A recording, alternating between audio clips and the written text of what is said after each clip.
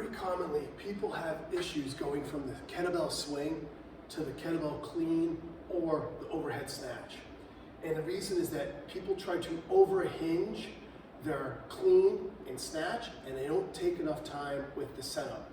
And if we think about those three movements, the clean and the snatch are more similar to each other in a direction or the path that we're trying to lead the bell versus the swing. So if we go into our kettlebell swing, we want to get a nice deep hip hinge because we want to stand up and project that bell outwards. We're not trying to go up. We are trying to shoot the bell out as if we're drawing back a bow and arrow, and we want to launch that bell as far forward as we can, like a cannonball out of a cannon. So if I go into my swing, I connect my shoulders, I've got this nice deep hip hinge, I'm going to hike.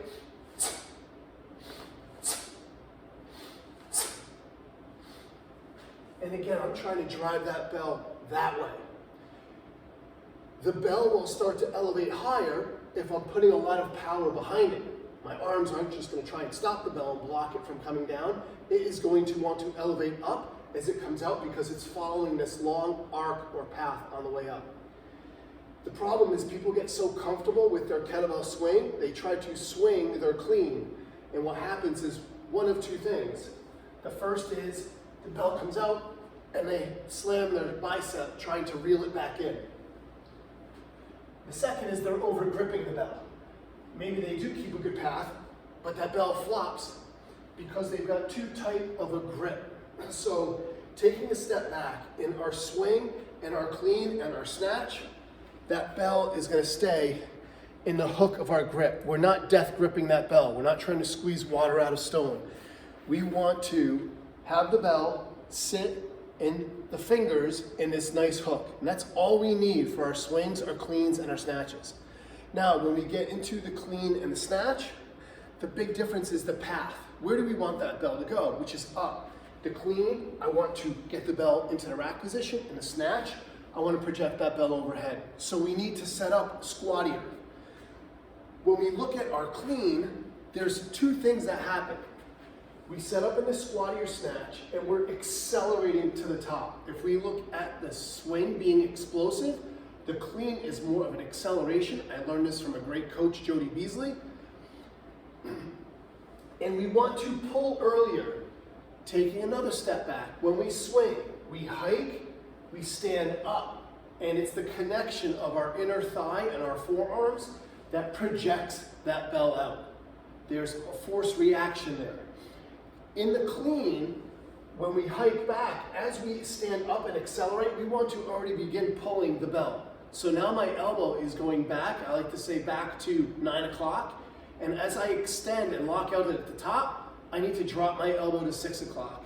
And that's what keeps that bell in a nice, tight path in the clean. Again, I'm going to hike, accelerate up. As I lock out, I've already started pulling, and that bell's in the rack position. Squattier setup, because I want to direct the bell up.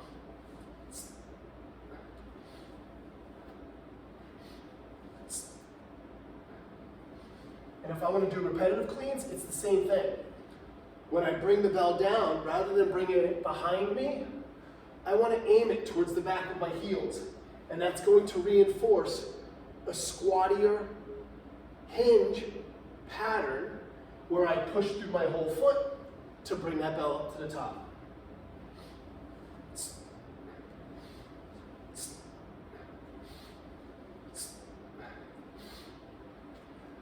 The relaxed grip allows the bell to slide from the hook at the bottom to transition to the base of the palm at the top.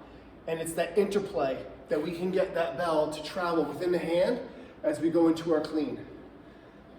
The only difference going from the clean to the snatch is that we are now letting that bell go overhead.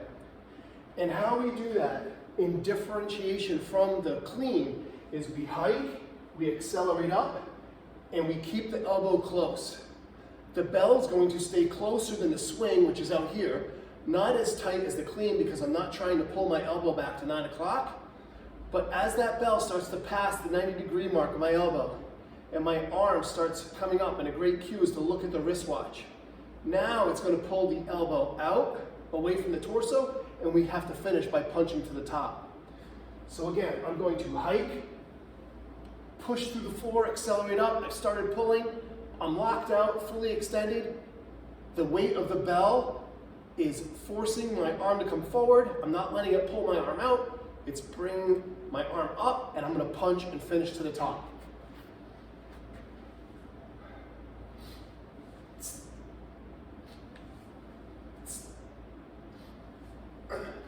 Now before I do any more, how do we bring that bell down?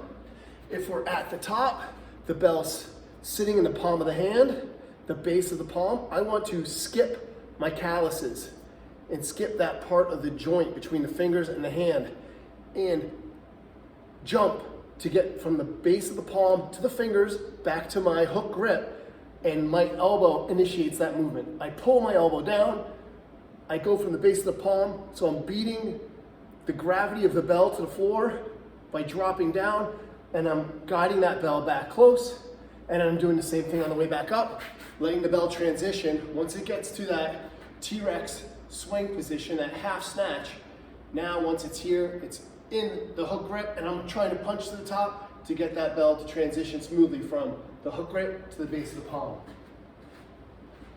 Again, squatty setup.